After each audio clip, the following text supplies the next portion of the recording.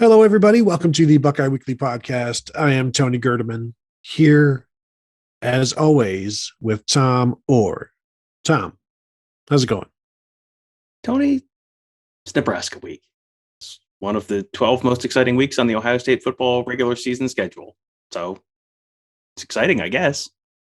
I would argue one of the top 10 weeks on the schedule.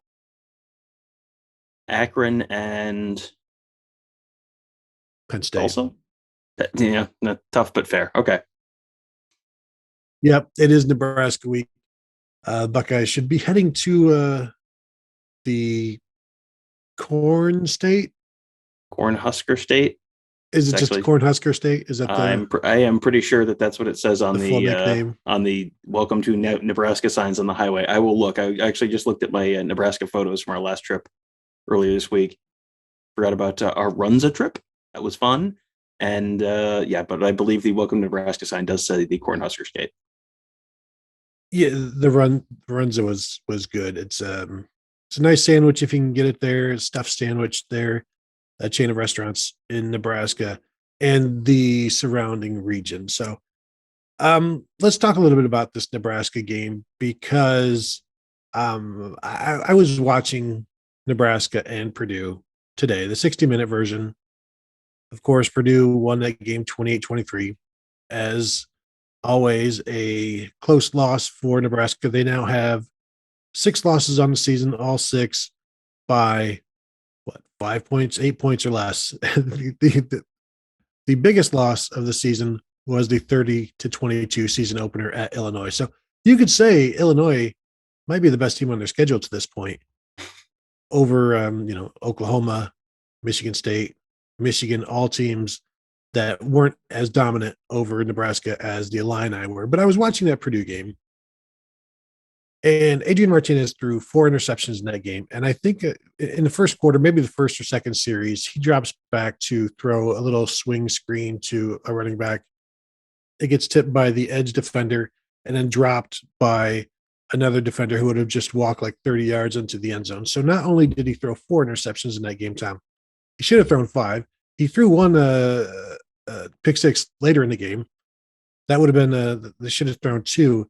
And now I'm wondering the over under, Tom, pick sixes for Ohio State 0.5. Yeah, I mean that's such a difficult thing to predict in any individual game. But also Ohio State has 4 of them this year. So you would get good odds, but it's yeah. I mean, it feels like there's a decent possibility because I think Nebraska is going to be behind enough that they're going to have to throw a little bit more and take some chances. And, late in games, that's when a lot of times you get those where you don't have the luxury of throwing it away on 3rd down because you need to convert. So you force it to do a tight window and, like you said, a ball gets tipped or something like that. And then it gets run back. So, yeah, I think I would take the over, which is sort of irrational because it is inherently less than a 50-50 proposition, but man, it feels like more than a 50-50 proposition this week. It would provide a better payout, and I think it would be a good bet in terms of what the actual payout would be because it wouldn't just be a 50-50 bet. But we will see. And 3 of those interceptions did come in the second half against Purdue. You could see some of the same things this week against Ohio State. I think he will come into this game trying to be more careful, but Tom, when you're trying to be quiet around the house and people are sleeping and everything you do, every rattling of a cup, a mug in the cupboard, it's just so much louder when you're trying to be quiet or you're getting a bag of chips and it's just screaming throughout the house that somebody is getting food. I wonder if it's going to be like that. Everything is going to be amplified and he just can't not make mistakes when he's whatever I do, don't look at that person. Don't look at that person. And then he just turns and stares right at that person. That's kind of what I think will happen. He's going to try to be careful, but it can only do it for so long. Well, it's like when you hear coaches or announcers talking about a player and it's you can tell he doesn't want to get hurt and he's trying not to get hurt. That's when you get hurt because then you're not doing what you normally do. You get out of your routine, you get out of your, your normal form, your normal, stride, whatever it is. And that's when you get hurt. I don't know that he's even going to have the luxury of trying not to make a mistake, because I feel like Ohio State, this is a pretty good Nebraska defense. So I don't think Ohio State's putting up 56 points this weekend like they have in previous trips to Lincoln, but they're probably putting up high 30s, low 40s, something like that is a decent guess, probably. And Nebraska has to win this game. Like, Scott Frost is at the point where, like, another moral victory doesn't do him any good, because then he's 3-7, and they've had plenty of close but no cigar this year. They need to win one, and that means they're probably gonna have to take some chances, which means they're not going to have the luxury of playing it safe, which means then you run the risk of, that increases the risk of turnovers. That increases the risk of, when we did our bold prediction show, I said they're going for it on 4th down 4 times. Like, they're going to have to take those kinds of chances, because Scott Frost needs a win. If Scott Frost beats Ohio State, that completely changes the conversation around Scott Frost. Another like, well, so close. Another single score defeat. And boy, they gave Ohio State a good run. That's just like, well, you can't close the deal. Like, you can, if you won a few of those earlier in the year, if you beat Illinois, if you beat, you beat Oklahoma, you beat Minnesota, like you beat Purdue, a couple of those teams, then, a close but no cigar against Ohio State, where then you're, 5-5 at that point. Like, okay, then that's really good. That's a really good, inspiring win. They can't close teams out. And a lot of that is just backbreaking mistakes at exactly the wrong time. You mentioned the 4th downs, and I'd forgotten that was one of your bold predictions, because I was just thinking that Nebraska could borrow a little bit of what, not necessarily Penn State's game plan, but where they were successful is just keeping the chains moving. And that may take some 4th downs to do it. If you keep the chains moving, keep the ball away from Ohio State, shrink the game down, and just keep your team on the field progressing. Like, you don't 4.8 yards per play, 4.9 per play is what Penn State averaged. It's not good, but it's good enough if you pick up the 3rd down. And if you can't pick up the 3rd down, if they can pick up the 4th down, that would be even better. And, I think this game hinges on Adrian Martinez and how many turnovers he does or doesn't have. Because the thing with him, you watch him in a game, and this is probably this is certainly the infuriating thing and the frustrating thing for coaches. He has the ability to drop dimes, like in coverage, perfectly to a receiver. He also has the ability to sail a ball 4 yards over a receiver into a safety's hands, has the ability to not get the ball over an edge defender and have it get batted down and tipped and caught. And like, you get some of column A, you get some of column B. And the problem is that while you may have more good stuff, the bad stuff weighs so much more, and it just ruins all of the goodwill, all of the good yards, all of the good points, and he can negate what he does. And yet there's no backup. And I was on the Mark Rogers show on Wednesday, and the last 15 minutes of the show, we had a Nebraska writer on, and I'm like, is the gap between Adrian Martinez and Logan Smothers, the backup, like that vast? And he said, yeah, which is not great. And Logan Smothers is more of a runner than a thrower at this point, but they have no option. And that's why I've labeled, and I'm sure I'm not the only person labeling Adrian Martinez a coach killer at this point. But Scott Frost is not an innocent in this. I mean, he has tied himself to Adrian Martinez, and you're seeing the result. And the reporter from the Nebraska area, and I forget his name, so I apologize for that, basically said Adrian Martinez could come back. He could opt to come back, but he doesn't think the fan base would allow both Scott Frost and Adrian Martinez to return. And he doesn't think there's not much call for Adrian Martinez to return. Like, things are pretty toxic between the fans and Martinez right now, which, you can totally understand based on all of these close losses, fumbles at the wrong time, fumbling against Michigan on a drive to tie or win the game. And it's been this way for 4 years. Didn't the Iowa game last year end on a fumble with them, kind of at midfield in the last minute? And, it was like a 1-score game, I think. I mean, it feels like it's just been over and over and over and over again. And he was 18 of 20 passing in that Iowa game.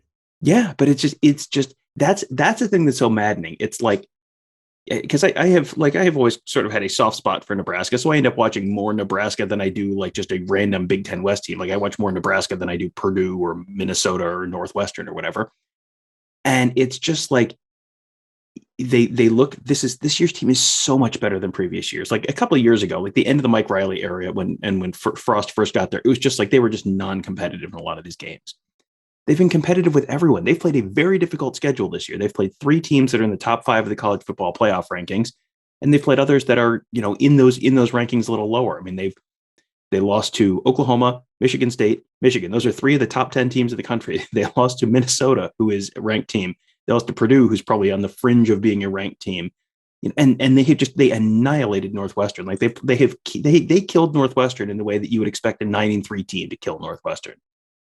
And they just can't get over the hump. And, you go back to the first game of the season, that week 0 game against Illinois, where I think was it Taylor Britt?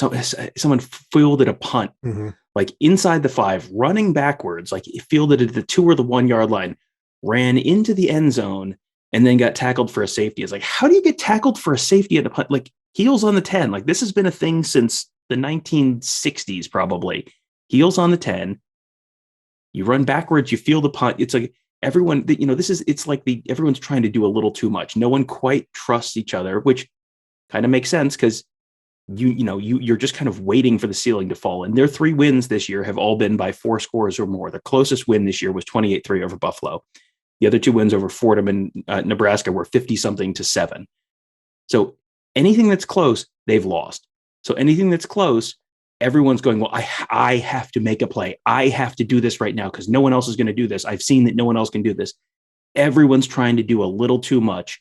And whether that's a punt returner fielding a ball at the 1 while running backwards, or a quarterback, reaching for a first down and fumbling, trying to reach for a first down, or forcing a ball into too tight of a window and getting picked off. Like they are trying to do too much. And, it's kind of sad, but it's like, if this game is close on Saturday, you feel like Ohio State players are going to be in their heads going, well, we have the talent to win this. And Nebraska players are going to go like, how are we going to blow this? Because we're going to blow this because we do this it's the same thing every week. We're going to blow this. How is Lucy going to pull the football away? And I mean, that just has to be maddening. And, to your point around a toxic atmosphere around the program, like, yeah, I mean, I wonder why people would be a little bit fed up and a little frustrated. And, don't tweet at the players, please. But, here's my question for you. I remember Adrian Martinez being on a recruiting visit to Ohio State in 2017, 18, whenever that was.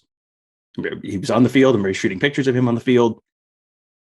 If Adrian Martinez came to Ohio State instead of Nebraska, what does Adrian Martinez's career look like? I mean, maybe he doesn't ever win the starting job at Ohio State, but if he spends 4 years with Ryan Day in a different system with different people around him, what does his career look like? Even if he's just a backup, what does his career look like at this point? He may be a receiver. He may be a defensive back.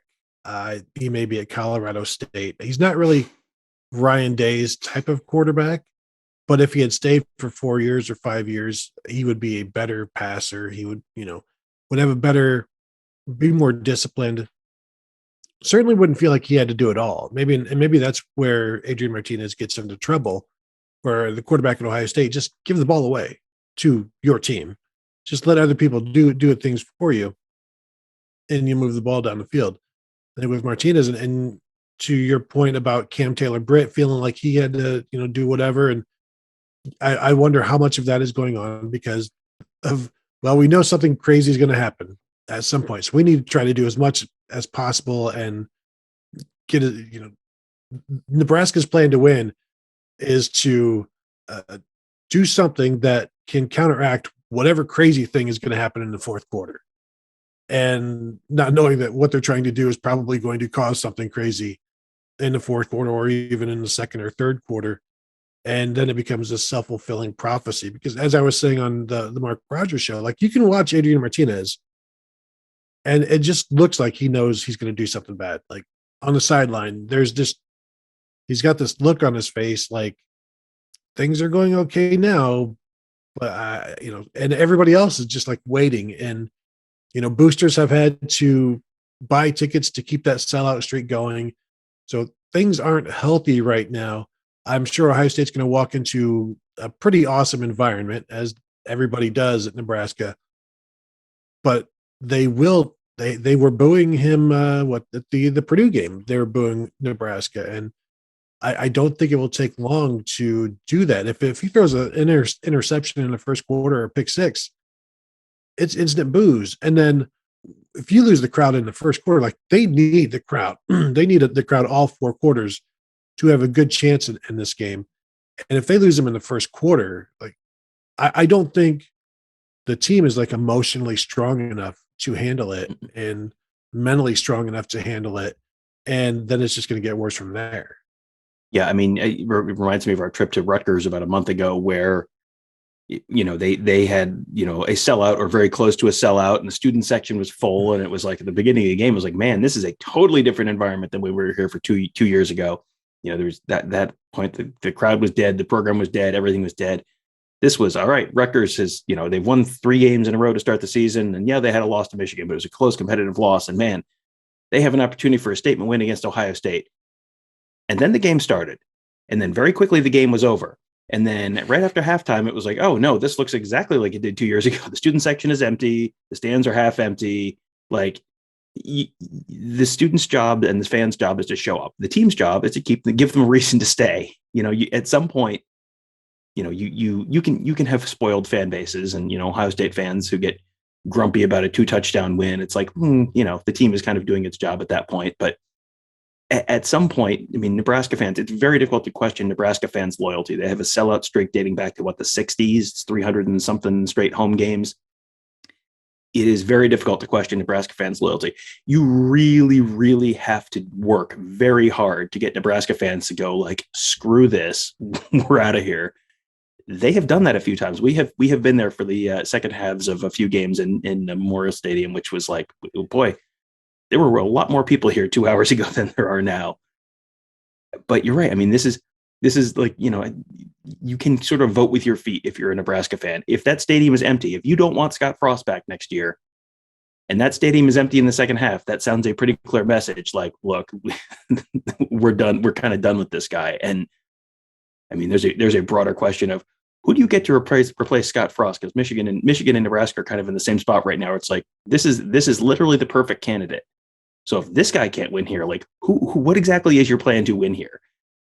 I looked up Martinez while you were talking. He was the class of 2018. So that was the same class as Matthew Baldwin at Ohio State. So, I mean, probably he's backing up Justin Fields in 2019 and 2020, but maybe he's the guy who comes in, and maybe, if you have a couple of years and you're developed into Ryan Day, maybe you're the guy who takes over after Fields leaves. And he's a Fresno kid, California kid, so maybe he's the guy who's in for CJ Stroud, and CJ Stroud doesn't show up because it's like, well, Adrian Martinez, you've seen him behind Justin Fields the last couple of years. He's pretty good. He's got a couple of years in the system. Like, he would be the guy who takes that job. So, or he leaves and he transfers to Miami, and then he leaves and he transfers to UNLV. I mean, look, anything is possible. Who's to say?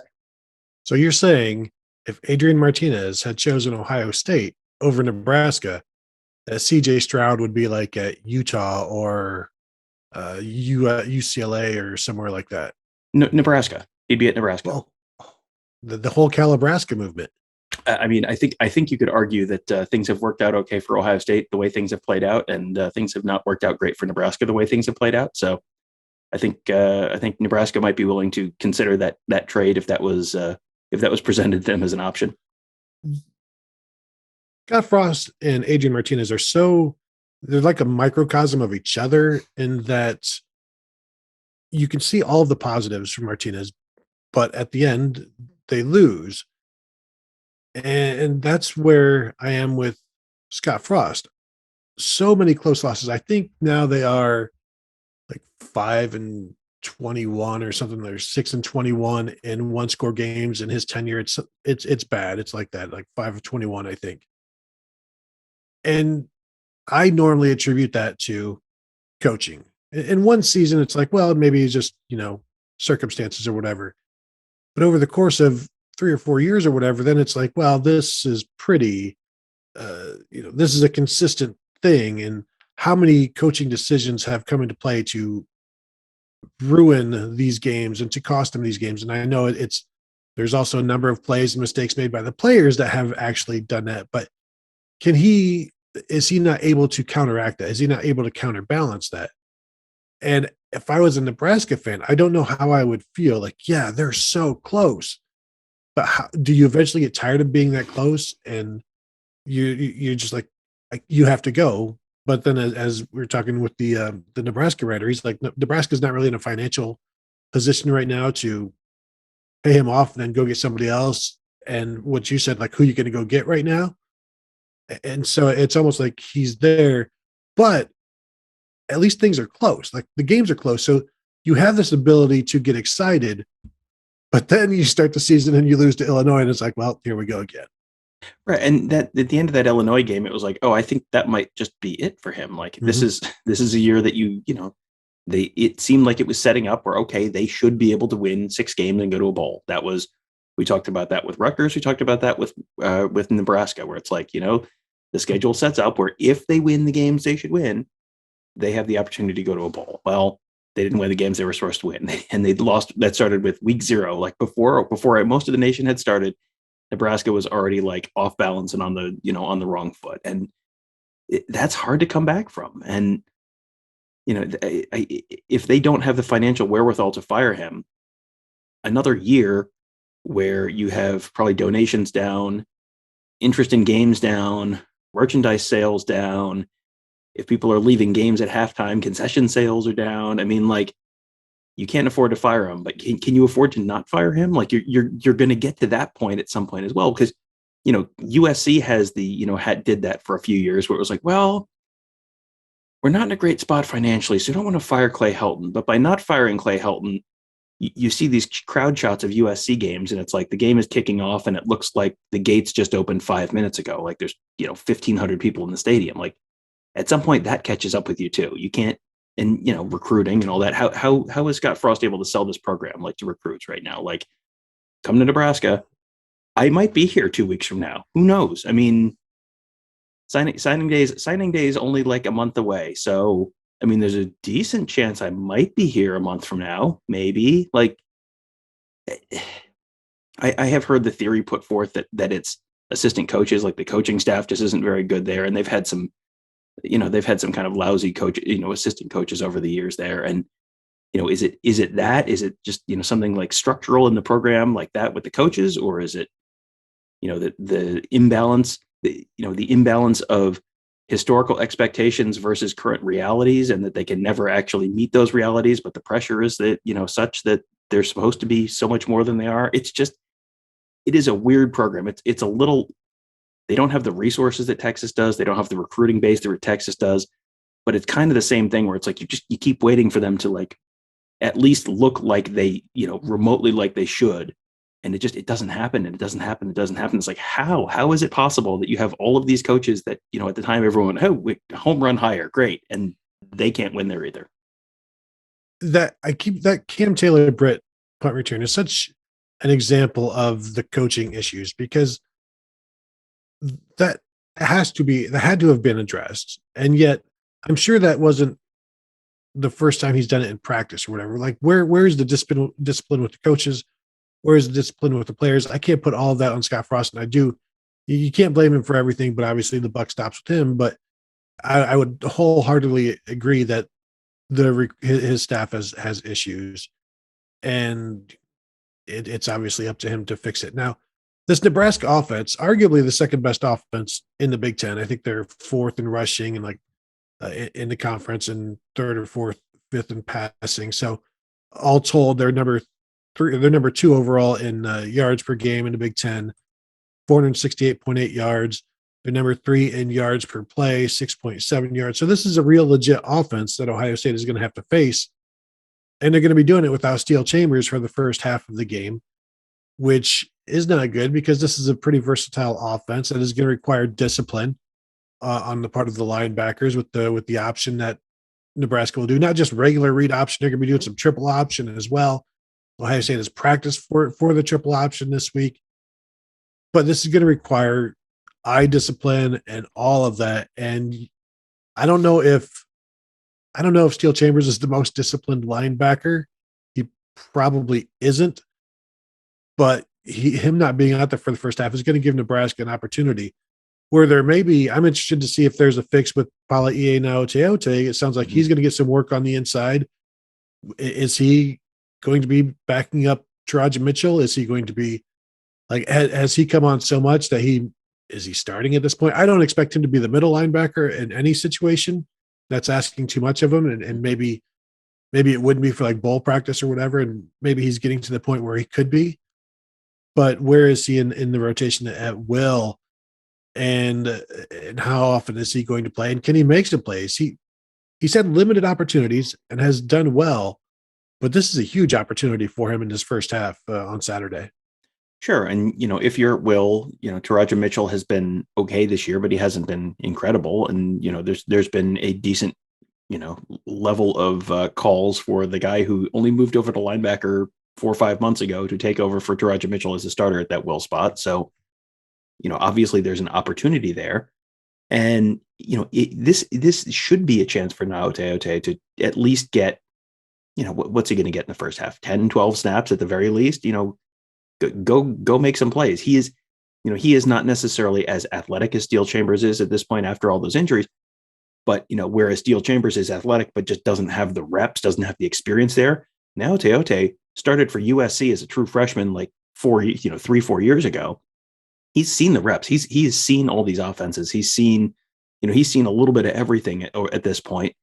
So he should be better at diagnosing, even if he's not, necessarily as quick or explosive as Chambers is at this point. So I'd be interested to see what that looks like. He's one of those guys that's like, you kind of know what you have with some of the other guys there. Like, let's see what you got. Maybe, and the coaches may have a better sense for what they have because obviously they're at practice and we're not. But let's see what you got, because if he's someone who, I don't necessarily think he's the guy you're going to put out there against a team that's going to really like spread you out and, have 4 wide receivers, but that's not what you're getting this weekend for the most part. So this seems like this would be, if you're going to have an opportunity, it's going to be this kind of game or an Iowa game or a Wisconsin game in the Big Ten championship game, like one of those teams.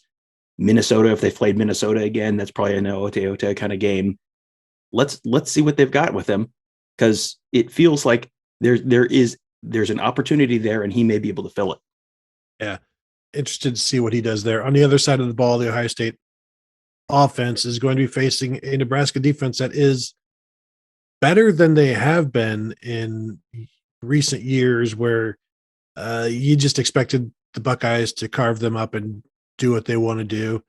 Right now, Nebraska is still middle of the pack, but they don't make it simple. They're averaging giving up 5 yards per play, which is 5th in the Big Ten. Ohio State is 4.84, just as a reference point. And they, we saw Ohio State struggle running the ball a little bit last week. We'll see where Nebraska, what they can do to do a similar job to what Penn State did and contain the Buckeyes. Nebraska giving up, let me see here, 3.8 yards per carry, which is 8th in the Big Ten. That tells me that there will be some opportunities for Ohio State. I saw Purdue have some success in space against them. And Tom, if Purdue can run the ball a little bit on you, Ohio State could probably run the ball a lot of bit. And again, it's just going to be this is a road game. You want to control the game. If you just have to keep pounding, then I think they will, in order to TreVeyon Henderson. You give him the ball enough, something huge is going to happen. But at the same time, if they're able to throw the ball, then you don't need to pound it. But it just depends on what Nebraska is going to try to take away, what they're giving. And that's the benefit of having Ohio State's offense is, okay, you want to take this away, we'll just do this, without completely ignoring what they can do on the ground with TreVeyon Henderson. Yeah. And, you go back a week and we're talking about the fact that, well, I mean, if Illinois can run the ball on you, imagine what Ohio State will do. And then Ohio State didn't do what Illinois did. So you never know week to week. But, Yeah, I think there's a decent possibility Ohio State's able to move the ball on both the ground and through the air against Nebraska. What's fascinating to me about Nebraska is you read off some of the stats. I'm going to read off their season like per play averages, okay, against their opponents. They are outrushing their opponents by 1 full yard per attempt. They are outpassing their opponents by more than 3 yards per attempt. They're outgaining their opponents by 1.7 yards per play. They are they have a higher percentage of touchdowns in the red zone than their opponents do. Okay. They have picked up 6% more third downs than their opponents. They've picked up 20% more fourth downs than their opponents. It's like all of this is like, wow, this team must be like 7-1, 8-1, 9-1. No, they've lost 6 fumbles to 2 for their opponents. They're getting out, their net punting is like 5 yards worse than their opponents. There's a bunch of just a little stuff. It's all the little stuff that keeps adding up. It's like you look at the teams, the statistical profile, it's all there. Like, it's like, this is a good team. They just can't do the little crap that ends up killing them in the end. They've given up 22 sacks. They've only gotten 15 all year. Like, it's just like these individual backbreaking plays. That's where they're getting killed. And, that has to be just so frustrating for Nebraska fans, Nebraska coaches and all that. Cause it's right there. You can see that it's right there. You can see that they're so much better than they have been. And yet they're still they just find a way to lose. You hear about teams finding a way to win. Good teams find a way to win. Nebraska finds a way to lose. And that has to just be just maddening for Nebraska fans. Well, and the fumble differential, I mean, they're only -3 in turnover margin this year. And you would think they would be even worse than that, losing all of these close games. And again, to me, that goes back to coaching, and it's assistant coaching. It's all of that about just fundamentals, smarts, being disciplined, not making stupid plays. And you can almost count on Nebraska for, I don't know, they're not Miami levels of the past, but there are going to be some dumb plays where you're like, you probably shouldn't have done that. And there's no need to grab that face mask after the whistle, or, just stuff where you shake your head and you ask, like, where are the adults in the room, basically, when it comes to some of the stuff that Nebraska does, both offensively, defensively, and special teams as well. So, Tom, have you did send in your score prediction to Mark? I have done it as well. Do we want to reveal those to the people right now? Sure. You can go first so that I can then again put my head down on my desk when we pick the same score again. Mm-hmm. Knowing that Ohio State's offense is very, very good, I think the best in the nation, although that may need to be recalibrated after what we saw against Penn State, because to be the best offense in the nation, you also have to have a great red zone offense. And that certainly took a step back last week. I am expecting Nebraska's defense to be stout-ish. I think Ohio State will have more success in the red zone, but not be perfect. And I think Nebraska will be able to score and move the ball some. Adrian Martinez is going to hit some plays. He's going to hit some passes. What does he do with his legs? We've seen him run a lot against the Buckeyes and run successfully, pick up big plays. So having said all of that, Tom, drum roll, I am going Ohio State 41-24.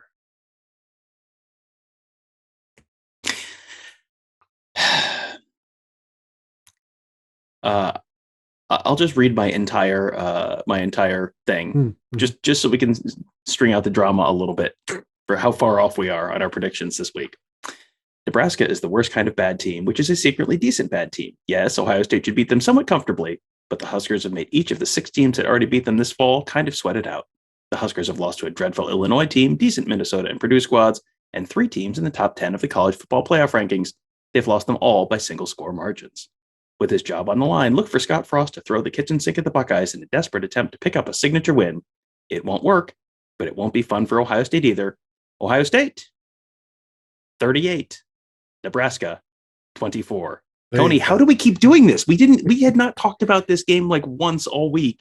How do we always end up in the same area? I don't understand it. We didn't even talk about the game before we started the show. No, we didn't. You can be like, oh, it's groupthink. Like, oh, well, we haven't talked about this. How do we like, and it's like, sometimes we end up right in the right ballpark, and sometimes we're way off. We were pretty far off last week, but we were in the same area. Like, I don't understand how this keeps happening. It is a source of great annoyance to me. Yeah, and even as I'm writing this and saying it to you, I'm thinking, but the whole red zone thing, are they really going to want to kick 2 field goals in this one? So I'm thinking maybe one is end of the half, a long one outside of the red zone. That way I can justify them thinking that there's going to be some more success in the red zone. So, Tom, anything else before we go? Well, I do want to kind of say, like, there is a possibility. I think Nebraska is a good enough team that there's a possibility. This is, a 1-score game and not a 2-score game for Ohio State. I think there's also a possibility if Nebraska really does kind of go crazy and they just, like, hey, we got to fake punts. We got to go for it on 4th down. We got to onside kick at weird times. We got to, you have one big pick six. Like, there is a way this goes real pear-shaped and this ends up 56-10 for Ohio State. Like that, if Nebraska really is kind of going all in and it kind of snowballs on them, like, it's a possibility Ohio State really steamrolls them. I'm just kind of trying to take the sort of the middle ground here, where it's not, Nebraska doesn't play out of their minds the best game of their season like Penn State did last week, and also it doesn't completely snowball on them. But yeah, I mean, this is, it's going to be kind of interesting, because I think I know what we're going to see, but I could also see a completely different result if if things start going bad for Nebraska. The here it goes, here it comes again kind of feeling is going to sweep through that team, and that's when things can go real bad against a good opponent. And I don't think it's out of the realm of possibility at all that Nebraska wins this game. They're 15-point underdogs. That's not outrageous. Just looking at covers.com, 73% of the money is on Ohio State right now through them. So that gives you an idea of where people think this is going to go. Generally, it does go that way with Ohio State at Nebraska. So, I have, I would be in that boat. I went with a 17-point spread. But again, I'm with you, Tom. I could see this being ugly. I can see Nebraska pulling an upset because they've been so close. At some point, as we say, they're going to get somebody. And I think this is the last somebody on the schedule. No, they do have Iowa. But I do think they get Iowa. Yeah. I do think they get Iowa on with the Friday after Thanksgiving. Like that just feels like Iowa's sliding downhill, and Iowa might not be somebody at that point, because Iowa has gone from, wow, number 2 Iowa, and then Purdue famously beat the number 2 out of them, as the Purdue Twitter account so cleverly said. And then they've just kind of been nosing downward ever since. So that may not be a ranked win anymore, but that would be, I think Scott Frost would take that very happily. And I think Nebraska fans would feel pretty good about ending their season on that note too. You say they may not be somebody at that point, but I still think the headlines, if they beat Iowa, will be like, Nebraska beats formerly number 2 Iowa, somewhere get in there that they were ranked 2nd in the nation at some point in the season. And it would certainly would be a welcome result for them. And I don't know that it will be enough to get them to a bowl game at this point, but I think you have to look at how close they are, and there's enough reason there to stick with them, I guess, especially if it's not financially beneficial to go away from it at this point. There's enough justification, I guess I should say, rather than reason, because I don't know if there's any reason, but there's justification. Yeah, I mean, if you're looking for a reason to keep them, a win over Ohio State or a win over Wisconsin or a win over Iowa is reason to potentially keep them. But if they lose those last 3 and you're 3-8, 3-9, like, ooh, that's even if all 3 of those are close, like that's gonna be hard. He's got to win at least one of these 3, I think. And I think obviously they're good enough to do that. They just actually have to win it. I guess maybe win the 4th quarter instead of just, hey, staying even in the first 3 quarters, execute when the game is on the line. And it's something that has just never been their strong suit under Scott Frost. And it's bizarre. It's baffling. It's clockwork, and, maybe unplug the clocks, just no more clocks. I did like Ryan Day on his radio show today, Tom, talking about, Paul Keels asked him about the 11 o'clock kickoff, and he said, well, we're just going to stay on Buckeye time. And I'm like, yeah, that's great. Do not adopt Central Time Zone when you're in the Central Time Zone. Keep your Eastern Time Zone with you. Carry it like a badge of honor. And, the clocks go back on Sunday night anyway, so you might as well, stay on. I don't know if I did the math right there. It doesn't matter. Yeah. Central Time is good for sports watching, and that's about it. And no need to make your team think we're getting up. We have to play before noon. This is crazy early. Like, just it's only an hour. It's not going to make a big difference. No reason to give them something to think about. Exactly. Unplug those clocks as well. Don't let the players have clocks. That's what the wake up calls are for. And just it's like a casino, Tom. No clocks. So, all right, that will do it for this show. Want to thank you all for tuning in. As always, Friday's show, we will have a look at the weekend, a pretty big weekend in terms of, I don't know if it's a pretty big weekend, Tom, but it's a weekend. And there will be some teams that lose that shouldn't. So that will be fun. So as always, you can find us at youtube.com/Buckeye Scoop if you want to watch the videos. If you'd rather listen to the podcast form, just type in Buckeye Weekly in any of your podcast platforms and you'll find them there. So thank you all for tuning in, and we will talk to you guys later.